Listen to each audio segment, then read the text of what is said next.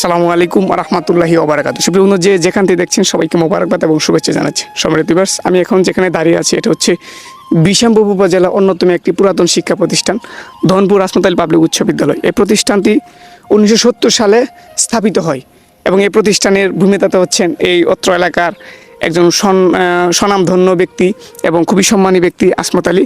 উনি প্রায় 3.5 একর জায়গা এই প্রতিষ্ঠানের জন্য দান করেছেন, ওয়াকফ করেছিলেন।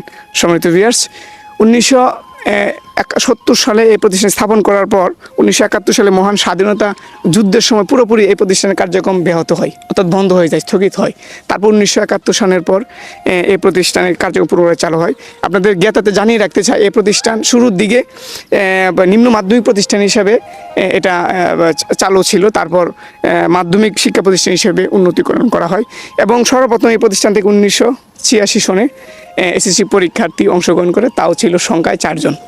বর্তমানে 2010 সালে এই প্রতিষ্ঠানের সাথে কারিগরি শিক্ষা বিভাগ, ভোকেশনাল যে বিভাগ, এটা যুক্ত করা হয় এবং এই প্রতিষ্ঠানের সর্বপ্রথম প্রধান শিক্ষক ছিলেন আফতাবউদ্দিন স্যার এবং বর্তমানে এই প্রতিষ্ঠানের সম্মানিত প্রধান শিক্ষক আছেন মোহাম্মদ ইসমাইল হোসেন স্যার এবং আরও 17 জন শিক্ষক এই প্রতিষ্ঠানে নিযুক্ত আছেন, পাশাপাশি আরও 5 জন কর্মচারী যুক্ত আছেন।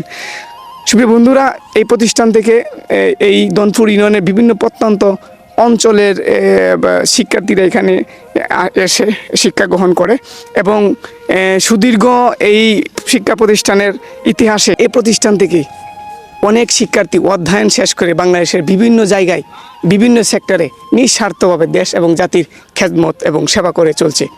সম্মানিত ভিউয়ার্স, সবাইকে ধন্যবাদ এবং মুবারক জানিয়ে আজকের মতো এখানে শেষ করছি। সব ভালো থাকবেন, সুস্থ থাকবেন। আল্লাহ হাফেজ।